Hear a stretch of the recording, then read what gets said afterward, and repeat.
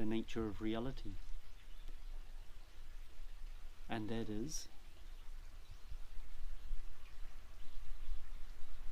looking at the nature of the mind.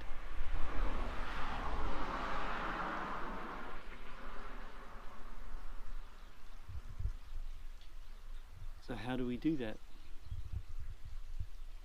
I know decades ago, when I sort of tentatively, vaguely began this pursuit,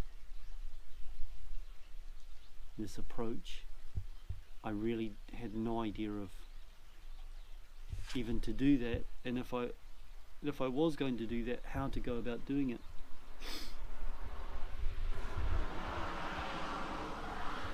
So you close your eyes and you sit patiently.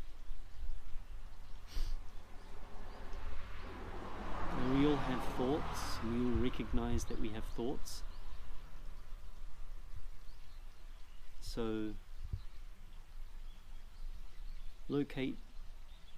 establish for yourself where you think the sort of zone of thought formation is.